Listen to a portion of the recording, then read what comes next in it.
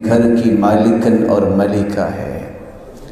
اے عورت یاد رکھ، انتی مبتغا فی الجاہلیہ تباع و تشترى فی الاسواق، تمہیں بیچا اور خریدا جاتا تھا بازار میں۔ انتی المجبورہ وانتی المقہورہ وانتی المظلومہ، تم ہی مجبور اور مقہور اور مظلوم تھی، اللہ نے تمہیں مقام دیا۔ انتی المکرمہ وانتی المعقرہ وانتی المحترمہ وانتی المبجلہ وانتی الملکہ، اللہ نے تجھے توقیر تکریم کے لیے چن لیا، تجھے عزت دی، تجھے تبجیل سے نوازا، بلکہ تجھے گھر کی ملکہ بنا دیا۔ اتستبدلون الذی هو ادنی بالذی هو خیر، بادشاہ اپنی بادشاہی کو چھوڑ کر ذلیل ہونے والا جو ہے، وہ لوگوں کی خدمت کرنے والا کس قدر احمق ہوتا ہے کہ بادشاہی چھوڑ کے لوگوں کا غلام بن جائے۔ شریعت نے تمہیں مقام دیا ہے تو کس وجہ سے؟ جہاں تمہیں مقام دیا ہے وہاں اس کے تقاضے بھی ہیں۔ تیری عزت و عصمت کی حفاظت کے لیے تمہیں پردہ عطا کیا، اور حسان بول کے کہتے ہیں صحابیات کی شان کو بیان کرتے ہوئے، یخمرن اطراف البنان من التقى ویخرجن جنح اللیل معتجرات، صحابیات رات کے اندھیرے میں بھی نکلتی، جسم تو ڈھانپا ہی ہوتا تھا، ہاتھ نہیں، انگلیاں نہیں، رات کے اندھیرے میں بھی انگلیوں کے پوروں کو بھی چھپا کے نکلا کرتی۔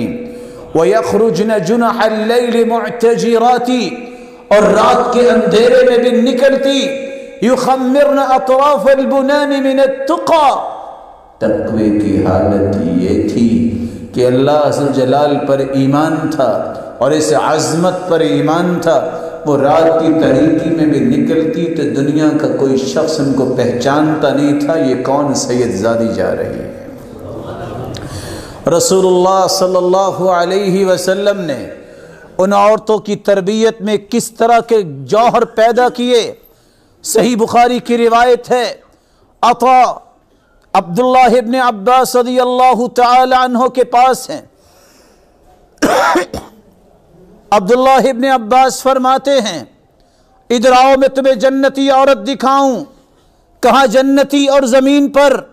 کہا جی ہاں، یہ عورت اللہ کے رسول صلی اللہ علیہ وسلم کے پاس آئی تھی اور آ کر کہتی ہے، یا رسول اللہ انی اسرع، مجھے تکلیف ہے، پچھاڑی جاتی ہوں، ایپیلیپسی کی تکلیف ہے، مرغی کا دورہ پڑتا ہے، کچھ پتہ نہیں چلتا میں کہاں ہوں، دعا فرما دیجیے۔ رسول اللہ صلی اللہ علیہ وسلم نے انہیں دو آپشن دیے، فرمایا سنو، کہتی ہو دعا کر دیتا ہوں اللہ شفا دے دے گا، اگر کہتی ہو صبر کر لو اس بیماری پہ میں جنت کی خوشخبری دے دیتا ہوں۔ اس نے سوچا آج نہیں تو کل، آخر تو موت آنی ہے۔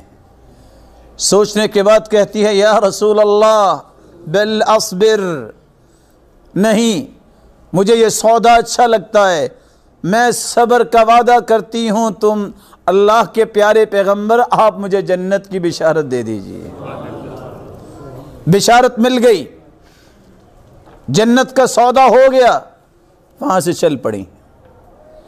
آپ تشریف رکھیے مت، یہاں آ جائیے، آداب سیکھیے جمعے کے، یہ دین ہے، اس کا تقدس باقی رہنا چاہیے۔ رسول اللہ صلی اللہ علیہ وآلہ وسلم نے خوشخبری دے دی، جنت کی خوشخبری۔ کچھ چلنے کے بعد عورت واپس آ گئی۔ بھلا یہ کون عورت تھی؟ جنتی۔ کون عورت تھی؟ سچ بتائیے کہ جس کو جنت کی بشارت مل جائے کو باقی چیز رہ گئی ہے؟ پھر واپس آئی، کہتی ہے یا رسول اللہ सल्लल्लाहु अलैहि वसल्लम, इन्नी उसरा व इन्नी अतकश्शफ फदउल्लाह अल्ला अतकश्शफ। मैं आपको मस्जिद से भी निकाल सकता हूँ, आपको समझ नहीं आ रही, तुम्हारे दिल में कोई दीन की तड़प नहीं है, ये तुम्हारी तरबियत है लोगों की।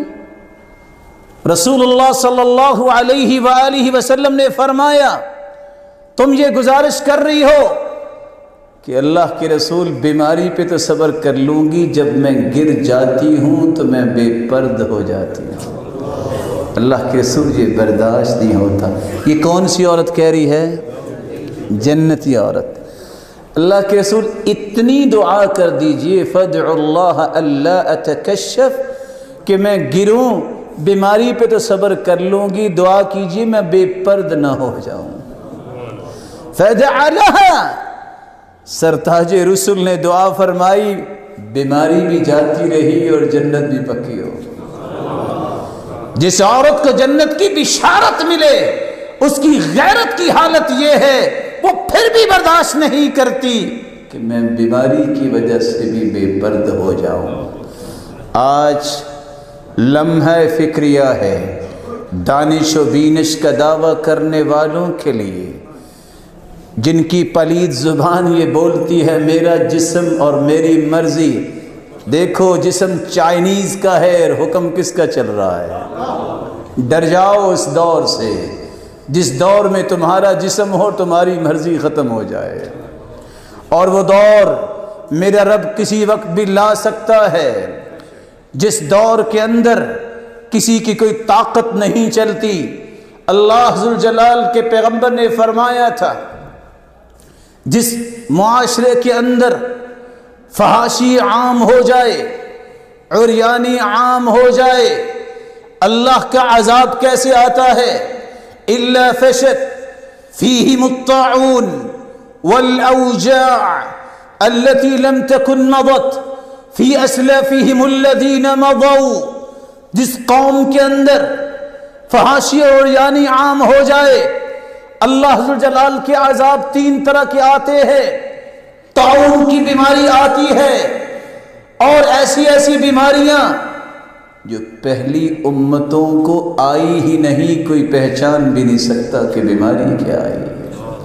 अल्लाह ज़ुल जलाल ऐसे वक्त से बचाए और दुआ किया करें इलाहुल आलमीन, जो मूसा अलैहिस्सलातु वस्सलाम ने दुआ की थी, रब्बना ला तुआखिज़ना मा फ़अल सुफ़हाउ मिन्ना। अल्लाह, जो बेवकूफ़ों ने अमाल किए हैं उनकी वजह से हमारी पकड़ न करना।